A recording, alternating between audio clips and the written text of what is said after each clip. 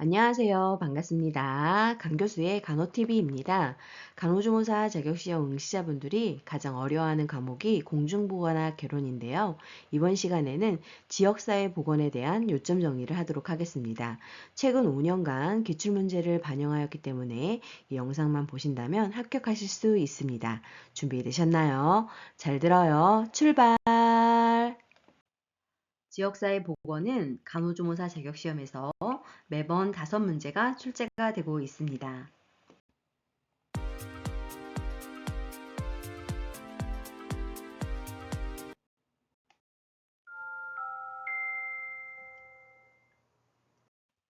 자, 그렇다면 지역사회 간호의 개념에 대해서 알아볼까요? 이 부분은 과거에 자격시험에 출제가 되었습니다.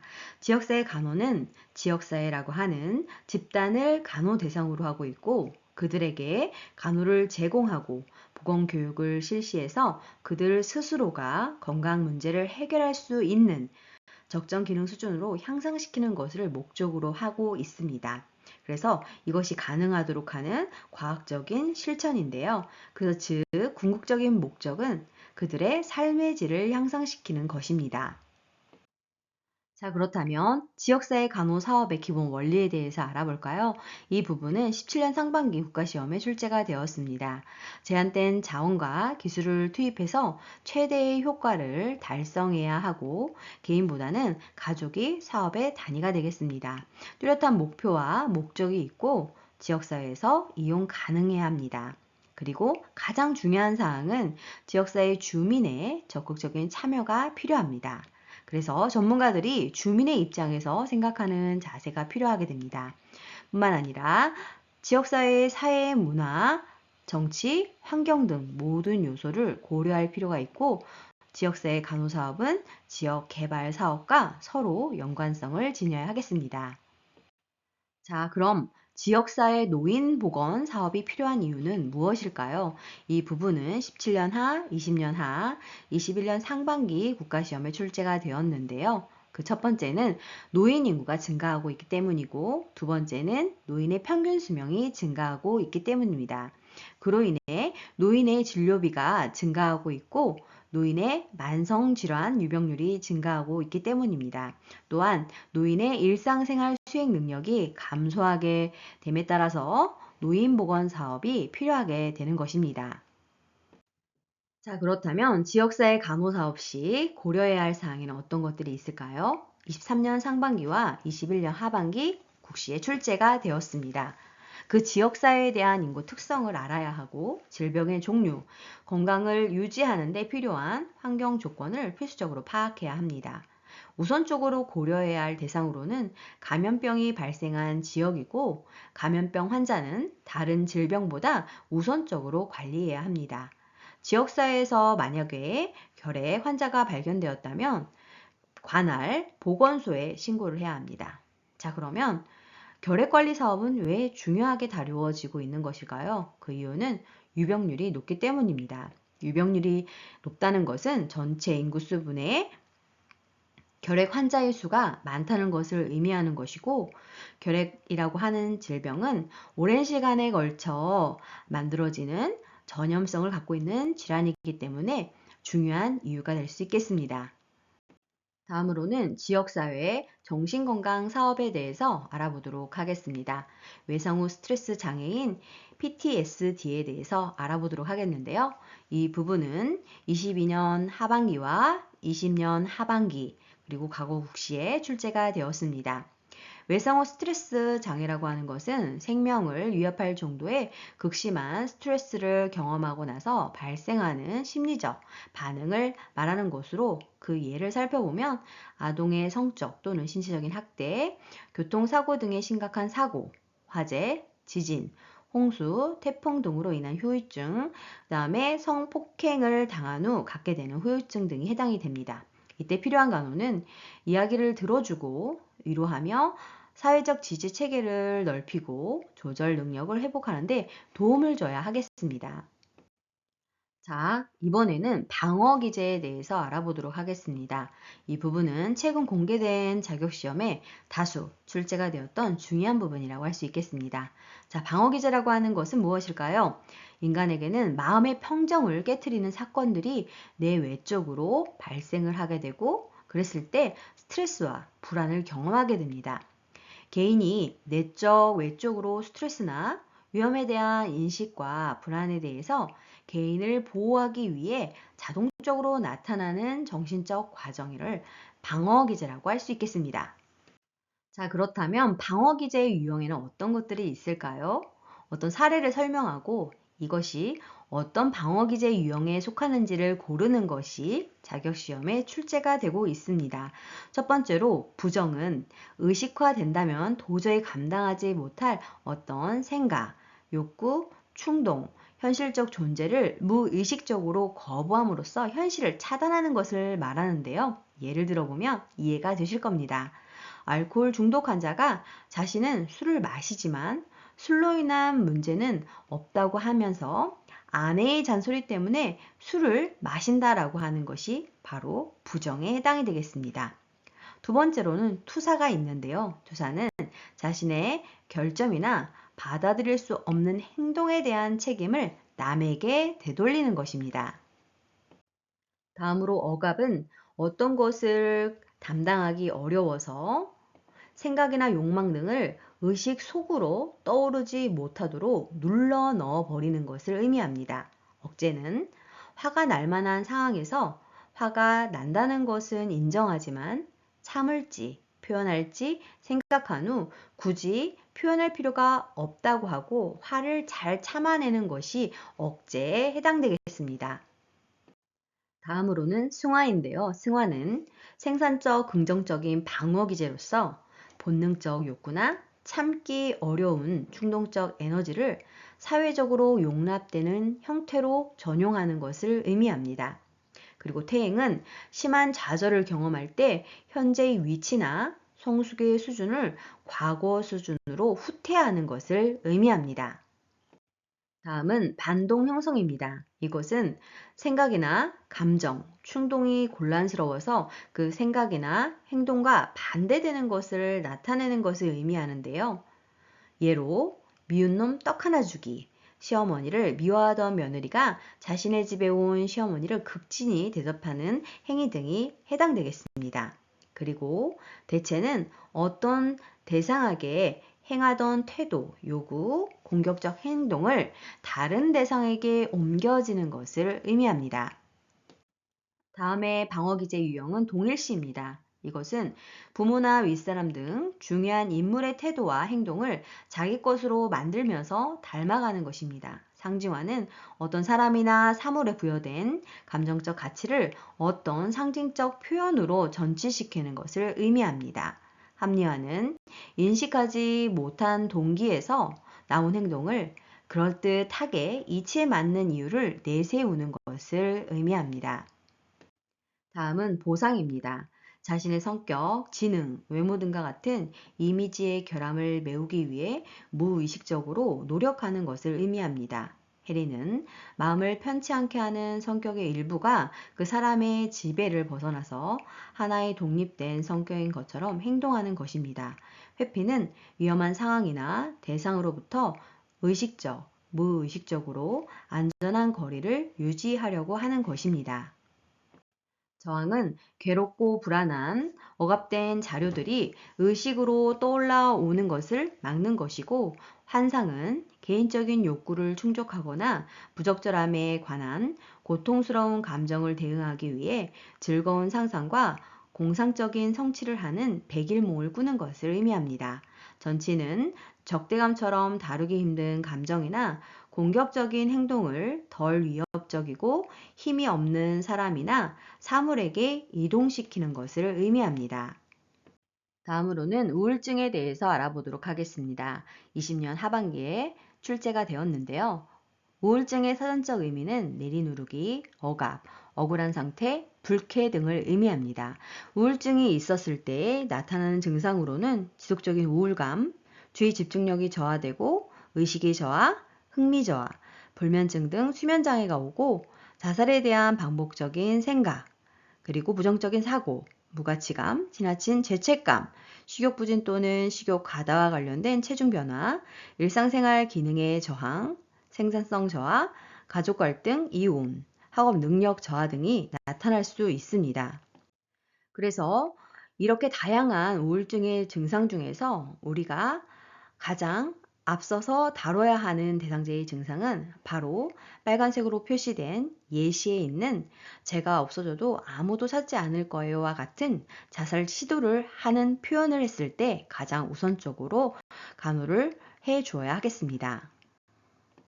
이번에는 정신재활 프로그램에 대해서 알아보도록 하겠습니다. 그 첫 번째로 납병원 프로그램에 대해서 알아보도록 하겠는데요. 이 부분은 22년 상, 21년 상, 그리고 20년 하반기 국시에 출제가 되었습니다. 정의를 살펴보면 정신질환으로 치료를 받으며 어느 정도 회복이 되었지만 당장 사회로 복귀하는데 다소간의 어려움이 있는 환자로서 약물 치료의 유지와 단체 생활에 협조 가능하며 재활 치료를 받고자 원하는 사람을 대상으로 하는 입원 치료와 외래 치료의 중간 단계를 의미합니다.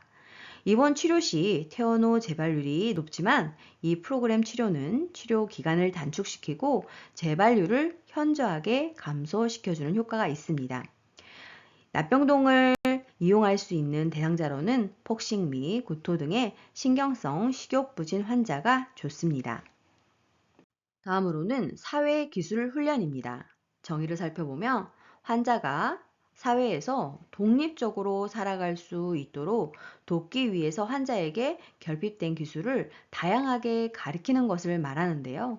사회기술 훈련의 프로그램을 살펴보면 자존감 회복, 자기관리, 재발 방지, 협력적 관계 유지, 스트레스 관리 등이 있습니다.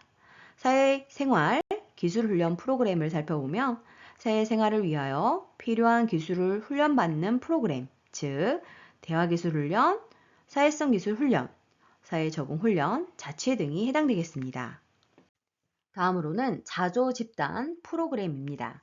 자조집단이라고 하는 것은 퇴원 후 환자들이 모여 서로의 고통과 필요를 이해하고 경험을 공유하며 협동하기 위한 모임을 의미하는데요. 그 목적은 구성원 간의 상호 지원 활동을 함으로써 환자의 권리 문제에 대해 정치적으로 주장할 수 있는 기구로서 기능을 수행하게 됩니다. 대표적인 예들을 살펴보면 단주 모임, 단 도박 모임, 단약 모임 등이 있습니다.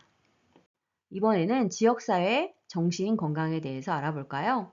치료적 의사소통 기법에 대한 부분이 17년 상반기 국시에 출제가 되었는데요. 하나하나 살펴보도록 하겠습니다.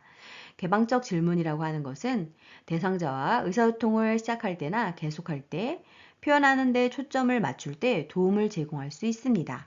경청, 다른 말로 공감은 대상자에게 객관적으로 공감하면서 손을 잡아주는 등 주의를 기울이는 적극적인 과정을 의미합니다.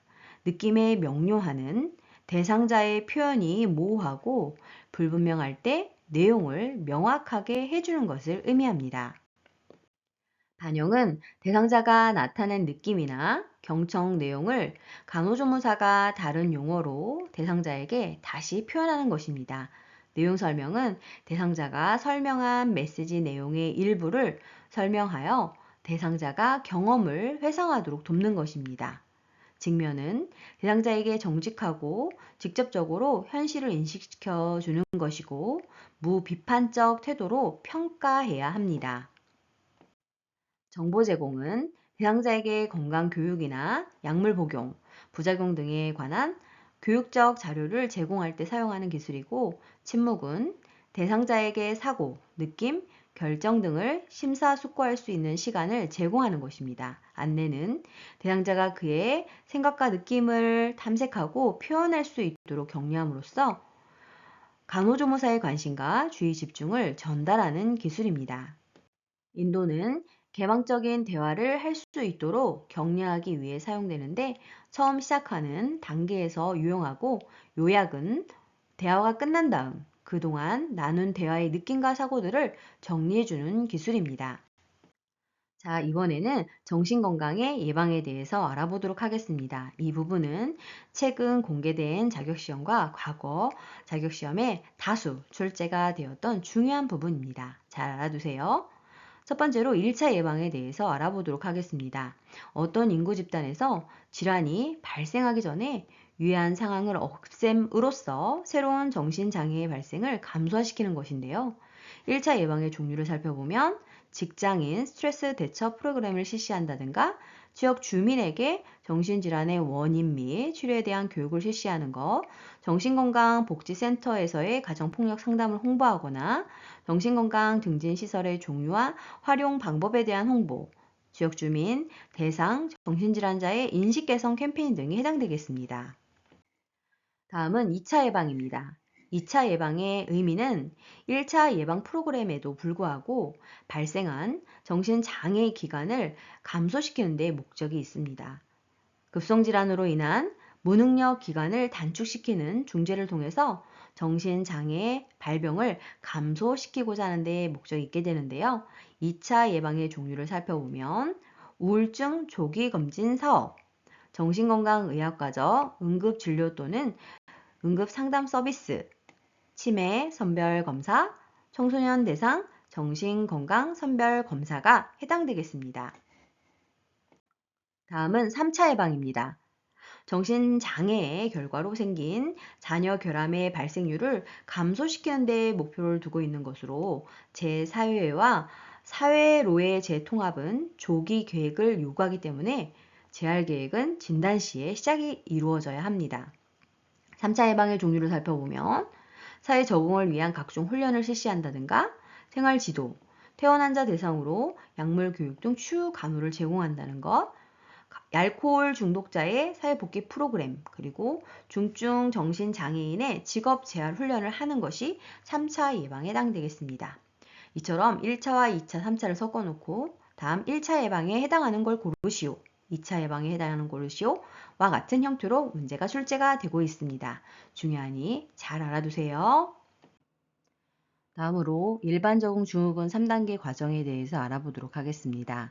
경고기는 스트레스를 받을 때 신체가 경험하는 초기 증상이 나타나는 시기로 심장박동수가 증가하고 코티솔이 방출되며 에너지를 증가시키는 아드레날린이 증가하는 것이 특징입니다. 저항기에는 초기 충격과 투쟁, 도피 반응을 보인 후 신체는 스스로 복구하기 시작을 하게 되는데 심장 박동수와 혈압이 정상화되기 시작하는 시기입니다. 소진기는 신체적 방어 능력이 떨어져 그 결과로 퇴화되거나 병들게 되는 단계로 만성 스트레스의 결과로 피로, 탈진, 우울증, 불안 등을 보이게 됩니다. 자, 이번에는 정신건강복지센터에 대해서 알아보도록 하겠습니다.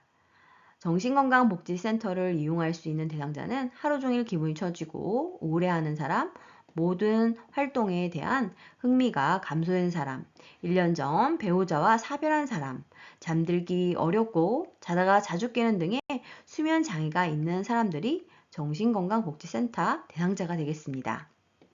다음으로는 정신건강증진시설에 대해서 알아보도록 하겠습니다. 이 부분은 23년 하반기와 18년 상반기 국시 그리고 과거 국시에 출제가 되었습니다. 먼저 정신의료기관에 대해서 알아볼까요? 주로 정신질환자를 치료할 목적으로 설치된 시설을 의미합니다. 정신요양시설은 정신질환자를 입소시켜 요양 서비스를 제공하는 시설입니다. 정신재활시설은 정신질환자 또는 정신건강상 문제가 있는 사람의 사회 적응을 위한 각종 훈련과 생활지도를 하는 시설을 의미합니다. 이번에는 정신질환자 권익보호에 대해서 알아보도록 하겠습니다. 이 부분은 20년 상반기 국시에 출제가 되었습니다. 첫 번째로 정신질환자이거나 정신질환자였다는 이유로 그 사람에 대해서 교육, 고용시설 이용의 기회를 제한 또는 박탈하거나 그 밖에 불공평한 대우를 해서는 안 됩니다. 두 번째로는 정신질환자 그 보호 의무자 또는 보호를 하고 있는 사람의 동의를 받지 아니하고 정신질환자에 대하여 녹음, 녹화 또는 촬영하여서는 안 됩니다. 세 번째로는 정신건강증진시설의 장은 입원 등을 하거나 정신건강증진시설을 이용하는 정신질환자에게 정신건강의학과 전문의의 지시에 따른 치료 또는 재활의 목적이 아닌 노동을 강요하여서는 안 됩니다. 네 번째로 누구든지 응급 입원의 경우를 제외하고는 정신건강의학과 전문의의 대면 진단에 의하지 아니하고 정신질환자를 정신의료기관 등에 입원 등을 시키거나 입원 등의 기간을 연장할 수 없습니다. 다음으로는 지역사회 간호 요원에 대해서 알아보도록 하겠습니다. 지역사회 간호조무사의 역할은 무엇일까요? 21년 상반기 국시에 출제가 되었습니다. 첫 번째로 간호사업을 위해서 가장 먼저 그 지역의 주민들의 요구를 알아내야 합니다. 두 번째로 가족 전체의 건강을 지도해야 하고, 세 번째 환자의 상태를 정확히 파악해야 합니다. 네 번째, 환자의 조기 발견과 보건 계몽에 힘써야 합니다. 다섯 번째, 보건교육의 장소 및 도구를 준비하고 간호사의 지도, 감독하에 임산부에 대한 보건교육을 실시할 수 있습니다. 여섯 번째, 결핵 사업에 참여하고 보건 통계 작성에 협조해야 합니다. 일곱 번째로 응급처치 및 시범교육 시 조력하도록 해야 하며, 여덟 번째 전반적인 보건사업 계획 및 실천에 협조하고 참여해야 합니다. 아홉 번째로 간호사의 지시 감독하에 업무를 수행하고 보조해야 하며, 열 번째로 진찰실의 정도 및 진료 시 보조해야 합니다. 열한 번째 교육 정도, 위생시설 등을 알아 실정에 맞는 서비스의 제공 및 감염병을 관리해야 합니다. 12번째, 주민 스스로 건강에 대한 올바른 개념을 갖도록 해주며, 13번째, 불만을 호소할 때에는 인내심을 갖고 끝까지 청취하도록 해야 합니다. 14번째, 성병관리, 직업보건, 영유아 예방접종, 지역사회 문제 등을 상부에 보고해야 합니다. 자, 그렇다면 보건팀의 효과적인 업무 수행을 위한 요건에는 어떤 것들이 있을까요? 이 부분은 과거 자격시험에 출제가 되었습니다. 첫 번째로 각 팀원의 권한과 책임을 분명히 해야 합니다. 두 번째, 상급자는 정확하게 명령을 내리고 감독을 해야 합니다. 세 번째, 하급자는 상급자에게 정확히 보고하고 감독을 받아야 합니다. 네 번째, 구성원, 즉 팀원들이 상호 협조하고 적극적으로 사업에 참여하며, 다섯 번째, 상호 간의 이해를 토대로 한 의사소통이 필요합니다. 다음으로는 지역사회 간호 활동에 대해서 알아보도록 하겠습니다. 보건소 간호조무사의 지역사회 간호 활동은 무엇일까요? 21년 상반기와 18년 하반기 국시에 출제가 되었습니다. 첫 번째로 보건소의 환경을 정리하고 물품 청구 및 관리를 보조해야 합니다. 두 번째, 환자가 치료나 어떤 상담을 필요로 할 때 간호사나 의사에게 의뢰해야 합니다. 세 번째, 가정, 학교, 지역사회 환경위생을 관찰하며 이에 대한 보건 계몽 활동을 보조해야 합니다. 네 번째, 결핵 사업에 참여하여 가래 수집 및 결핵 치료 중인 환자를 계속 관리해야 합니다. 다섯 번째로 가정기록, 개인기록표 등을 정리 보관해야 하며, 여섯 번째, 영유아의 정기적인 신체 검사를 장려해야 합니다. 일곱 번째, 예방접종의 중요성을 교육시키고 환자를 관리하며, 여덟 번째, 출생, 사망조사, 월말 보고서 작성, 기타 보건 통계 자료 작성 시 이를 도와줘야 합니다. 아홉 번째, 가정 방문 후 방문 기록 및 방문 후 환자 상태에 대한 보고를 해야 합니다. 열 번째, 임산부 산정관리의 중요성을 교육시키고 임신부 등록 및 신체 측정을 수행하며 검사 및 진찰을 받을 때 임신부를 보조해야 합니다. 11번째, 영유아 등록 및 신체 측정을 하고 검사와 진찰을 받을 때 영유아 그리고 가족을 보조해야 합니다. 12번째, 보건간호사의 지시 감독하에 일일, 주간, 월간 계획을 세워야 합니다. 이번에는 지역사회 간호 활동 중에서 가정방문에 대해서 알아보도록 하겠습니다. 지금 보시는 바와 같이 가정방문은 매 시험마다 출제가 되고 있는 중요한 부분입니다.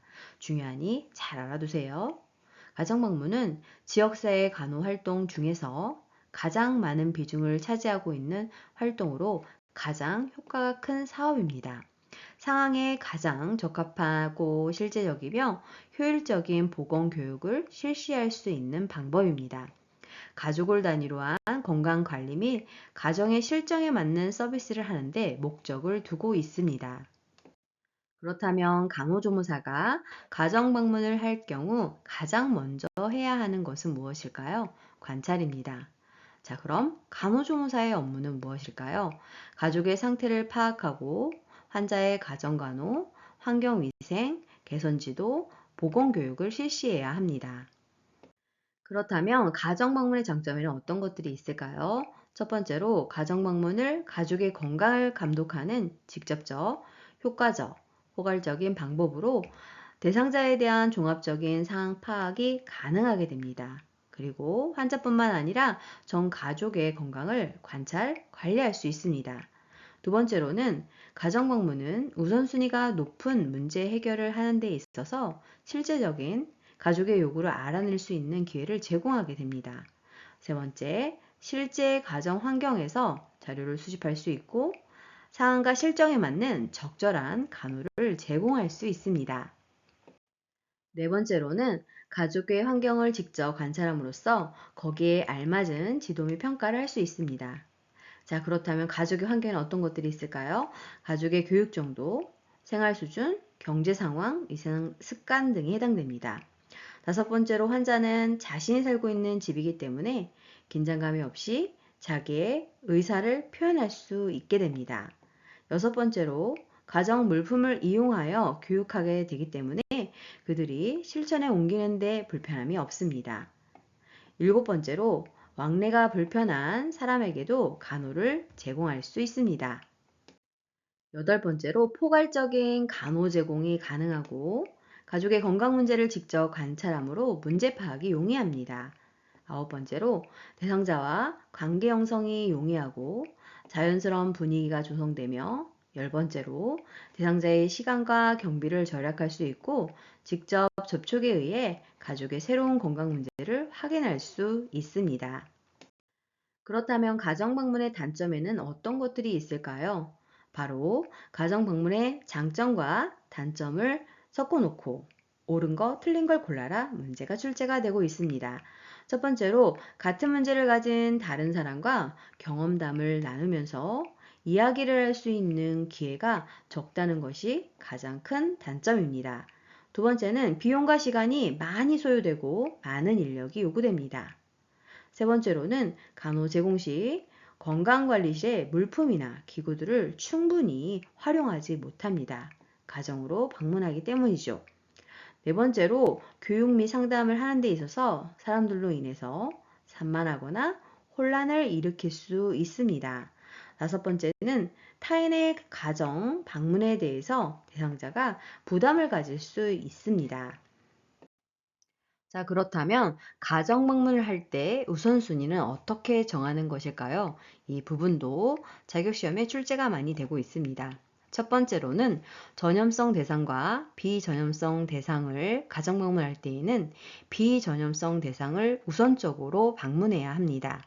두 번째로 개인과 집단을 대상으로 할 때에는 그 효과가 큰 집단을 우선으로 해야 합니다. 세 번째로는 건강한 대상과 문제가 있는 대상일 때에는 문제 있는 대상을 우선 처리해야 하고 네 번째, 급성질환과 만성질환 간에는 빨리 치료될 수 있는 급성질환을 우선으로 해야 합니다. 다섯 번째, 의심이 있는 대상과 문제가 있는 대상 간에는 의심이 있는 대상을 확인함으로써 그 문제를 해결해야 하고 여섯 번째로 신환자와 구환자 간에는 아직 정보가 파악되지 않은 신환자를 우선으로 해야 합니다. 일곱 번째로 합병증의 우려가 있는 자는 기왕증이 있었던 자보다 우선해야 하는데 기왕증은 환자가 과거에 경험한 질병을 의미합니다. 여덟 번째로 경제 정도, 교육 정도가 낮은 층을 우선으로 해야 하고 아홉 번째, 가급적이면 산재되어 퍼져 있는 곳보다는 집합되어 있는 곳을 우선적으로 방문해야 합니다. 자, 그렇다면 감염을 고려한 가정 방문의 우선순위는 어떻게 되는 것일까요? 바로 신생아 미숙아를 먼저 방문한 후 임산부, 그 다음 학년정 아동, 학동기 아동, 성병 환자, 결핵 환자 순으로 방문을 해야 합니다. 자, 그렇다면 성병 환자와 결핵 환자 중 왜 성병 환자를 먼저 방문해야 할까요? 성병 환자는 성적 접촉에 의해서 감염이 되지만 결핵 환자는 비말 공기 감염을 통해서 감염이 이루어지기 때문에 성병 환자를 먼저 접촉해야 합니다. 자, 그래서 가정 방문 시 정상 인부를 감염성 환자보다 빨리 방문하는 이유는 감염 방지를 위한 것으로 여러 대상을 나열해 놓고 순서대로 고르시오 라고 하는 문제가 출제되고 있으니 다음에 해당하는 우선순위를 근거로 나열하실 수 있어야 하겠습니다. 자, 그렇다면 가정 방문을 위한 준비로는 어떤 것들이 필요할까요? 첫 번째, 방문할 가정을 선택하고 기록을 찾아내어 읽어봐야 합니다. 두 번째로는 가정 방문의 목적과 무엇을 가르치며 무엇을 감독할 것인지 생각해야 합니다. 그리고 결정해야 합니다. 만약 문제가 있다면 가정 방문하기 전에 그 문제의 처리 방법을 계획해야 합니다. 세 번째로 방문 계획을 짜야 하는데요. 만약 감염병 환자나 감염병이 의심되는 환자는 감염병 전파 우려가 있기 때문에 가장 나중에 방문을 해야 합니다. 네 번째로는 방문 가방은 가정 방문 시 필요한 간호와 처치를 행하는 데 필요한 기구와 재료를 정돈 보관하고 외부로부터 전염을 방지하기 위하여 사용을 하게 되는데 방문 대상 및 간호 순서를 고려하여 내용물을 정리해 둬야 합니다. 다섯 번째로 가정 방문의 시간을 물어보는 것이 자격시험에 출제가 되고 있는데요. 주부의 바쁜 시간이나 농번기 등을 피하고 미리 약속된 시간에 방문을 해야 합니다. 만약 가족이 없는 경우 다음 방문 일자를 미리 정하는 것이 좋습니다.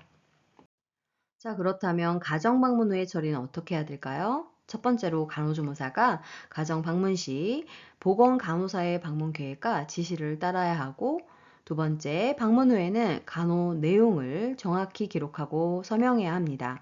간호 내용으로는 간호 활동 내용, 대상자의 태도, 간호 시 앞으로 고려해야 할 문제점, 다음 방문 예정 일자 등을 기록해야 합니다. 다음으로는 노인장기 요양보험 제도에 대해서 알아보도록 하겠습니다. 이 부분은 최근 자격시험에 정말로 출제가 많이 되고 있는 부분이니 잘 알아두세요. 자, 노인장기 요양보험 제도의 목적은 무엇일까요?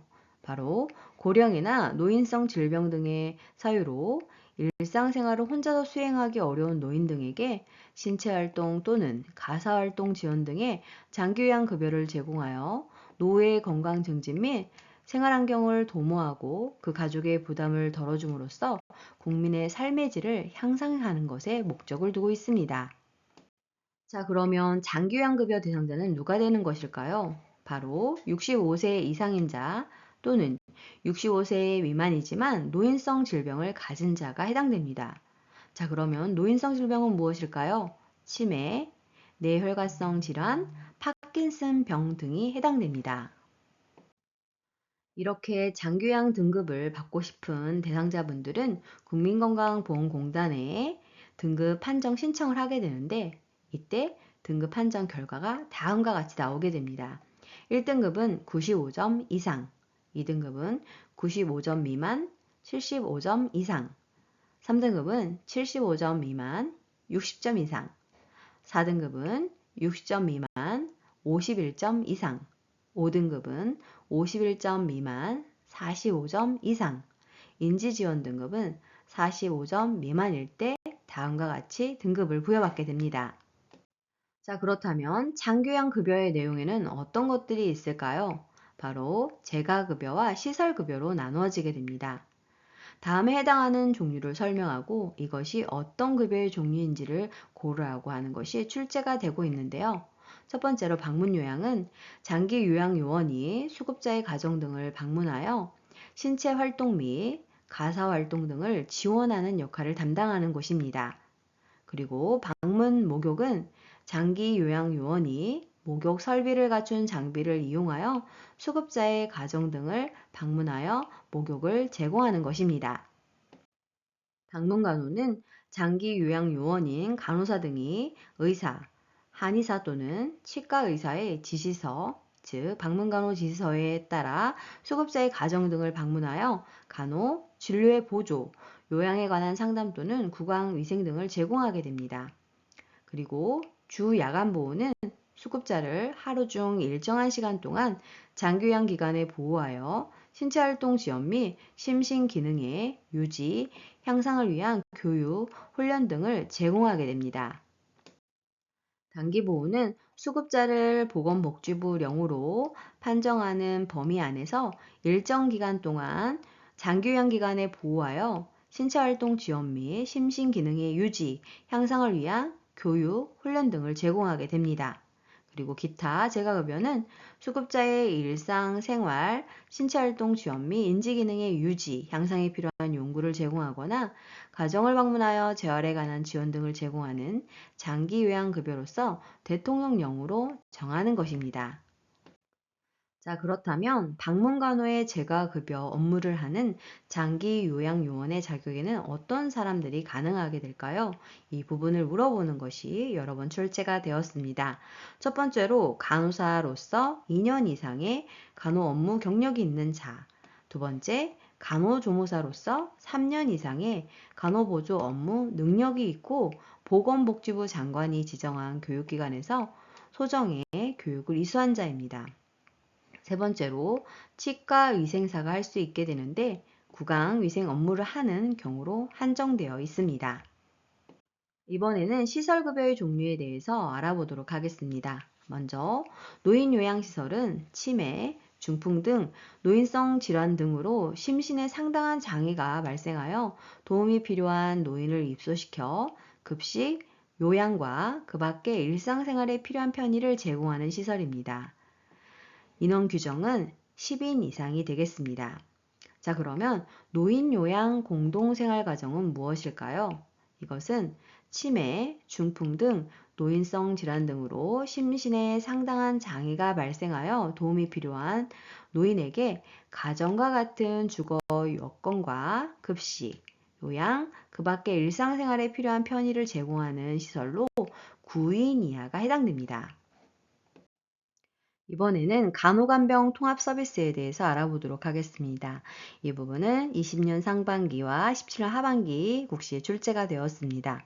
간호간병 통합 서비스란 간호 인력을 늘리고 병실 환경을 개선하여 입원 환자가 안전한 입원 생활을 할 수 있도록 간호사와 간호조무사 등 전문 인력이 보호자나 간병인을 대신하여 식사와 세면, 활동 보조 등 기본적인 간병부터 시작해서 치료에 필요한 전문적이고 수준 높은 간호 서비스를 24시간 제공하는 것입니다. 자, 그렇다면 간호간병 통합 서비스의 장점에는 어떤 것들이 있을까요? 환자 또는 보호자가 간병인을 고용하지 않아도 되기 때문에 의료비 부담을 줄일 수 있고 전문적인 간호 인력이 지속적 돌봄을 제공하므로 병동 환경 의료질을 개선하며 안전사고 발생률을 감소시킬 뿐만 아니라 환자 만족도와 간호 인력의 근무 만족도도 모두 상승시키는 효과가 나타나게 됩니다. 마지막으로 치매 검진 사업에 대해서 알아보도록 하겠습니다. 목적은 치매 위험이 높은 만 60세 이상 어르신을 대상으로 치매 조기 검진을 실시하여 치매 환자를 조기에 발견하고 관리하며 치매 환자 및 그 가족들의 삶의 질을 제고하는 데 있습니다. 수고 많으셨습니다. 좋아요와 구독 꾹 알람 설정 눌러주시면 새로운 강의 동영상을 만나보실 수 있습니다. 감사합니다.